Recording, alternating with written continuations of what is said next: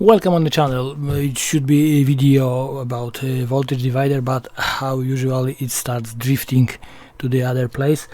I think it's no talk about voltage divider, about the voltage divider without Ohm's law. So first few words about Ohm's law.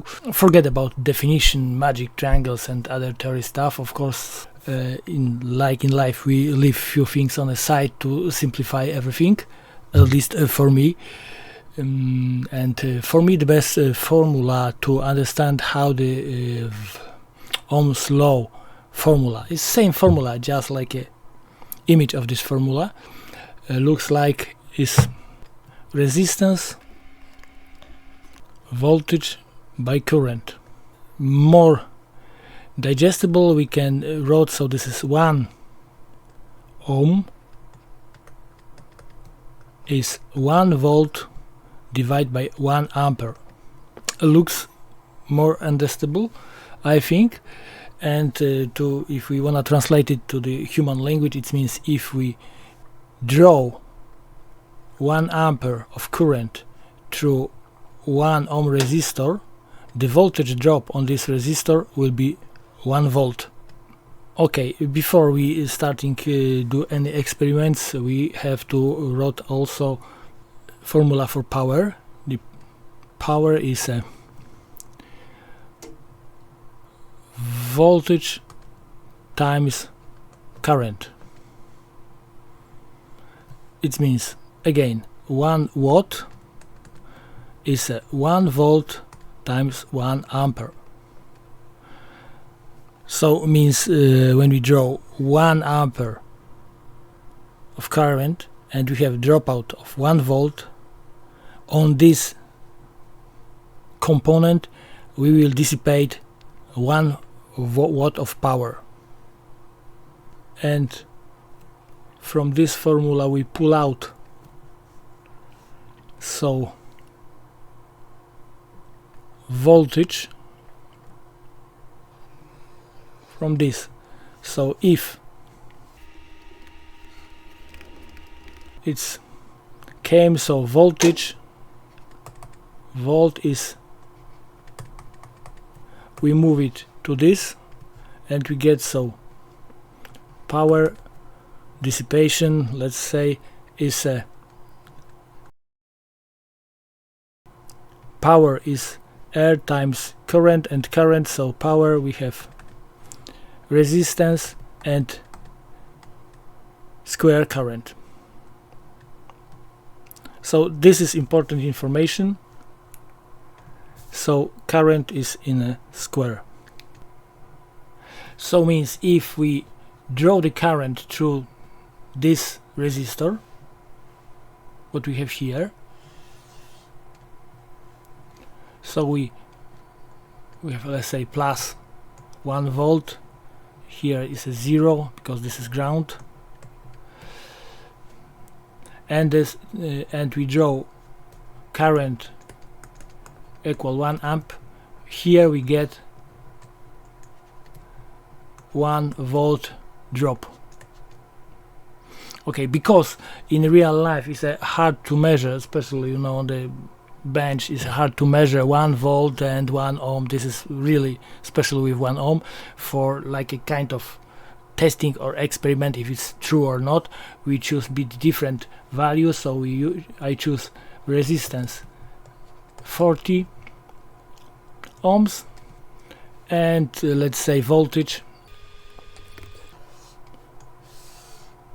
formula. So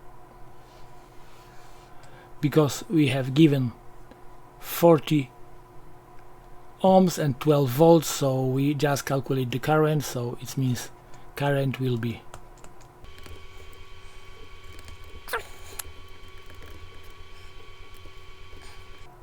12 volt.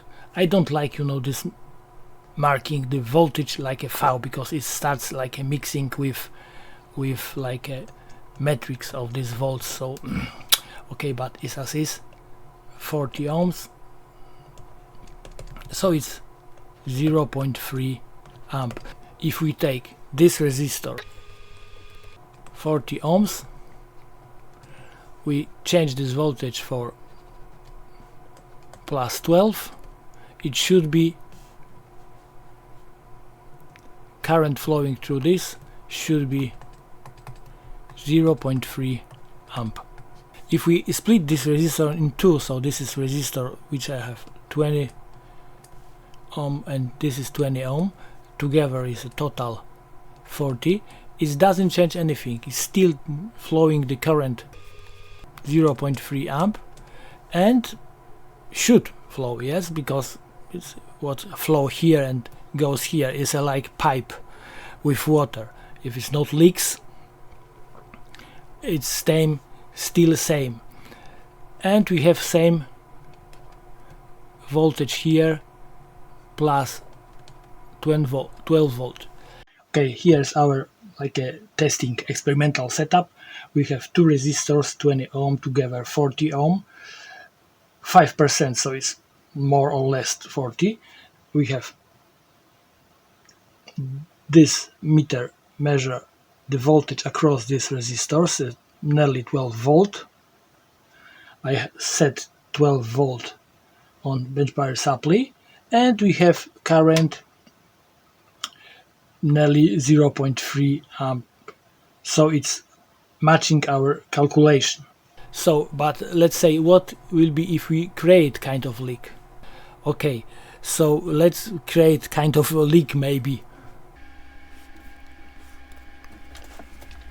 In this moment we create kind of voltage divider. We have on this side we have voltage in, and let's say on this side we have voltage out.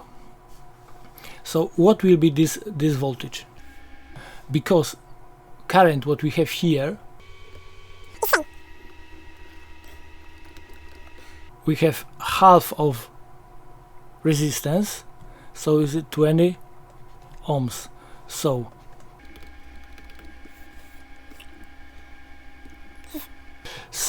the voltage will be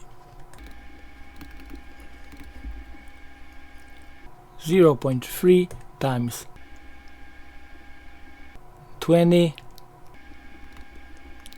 something around, not here. Let's check if it works or not. Let's move and try to measure not across both resistors but in a middle, in the half. So we see, so we split this previous voltage in two.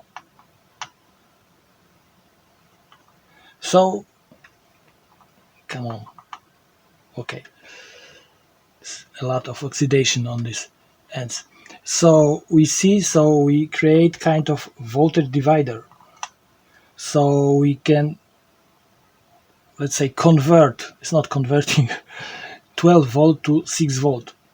Of course it works, but how it looks, what I previously mentioned, so this is like pipe with water with no leaks, so current are same.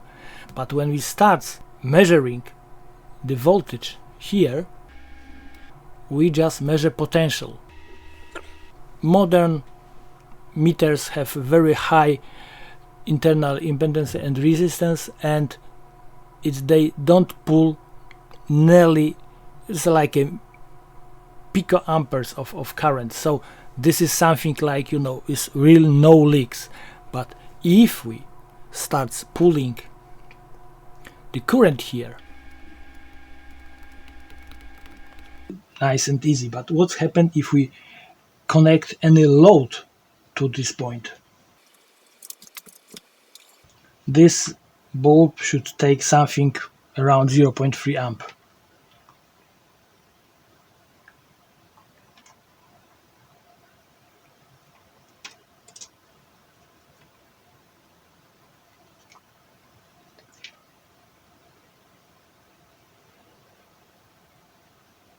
Okay, and you see the voltage drop down because, and here it's rise up the amperage. So means because we try to pull quite big amperage compared to, you know, the current flow through voltage divider, it's create different situation.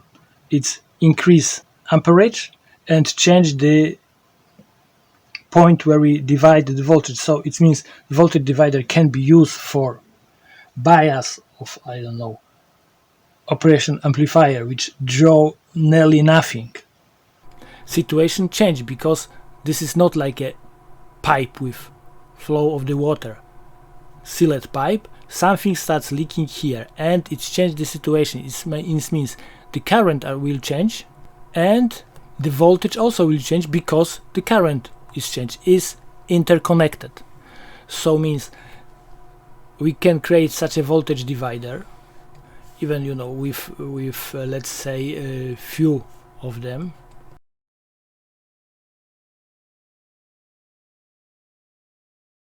So we have like a first voltage here,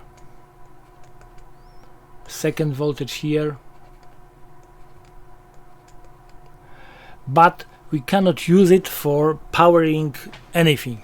Let's say we can, but it's a complicated situation.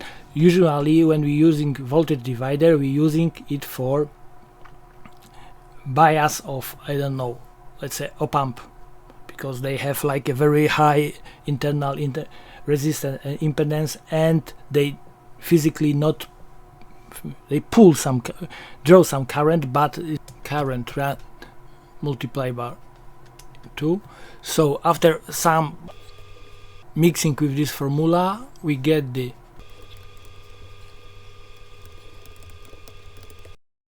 as I mentioned earlier, current is constant. We don't have current in this formula. So right now we know, so we cannot draw the current from our voltage divider because it's changed the ratio and changed voltage, everything, because of that. So how in practice we build the current divider? Just to, let's say, bias the op-amp amplifier or something different, just a voltage comparator, same. In our case, in this experiment, I use very low resistance, 40 amps. It's great as amp. It means we have problem with waste power, and we have problem with power dissipation because it's a lot. Let's say, especially when we talk about like a small electronic components. So in reality, because we don't draw any current, we draw some current, but this is like a very low amount. Usually we choose much bigger components. Let's say if you wanna do this and we need 5 volt to bias as a bias, or like make a voltage reference for voltage comparator, we need 5 volt, but we don't have to draw such a big current through this component. Probably we will use something closer to 10 kilo together, so it will be 10 kilo ohms, so it will plus 5 kilo. So in this case, so we have, let's say, 12 volt, 10,000. So in results we get something which are equal to 0. So this is 1.2 milliamp. So our power dissipation in this case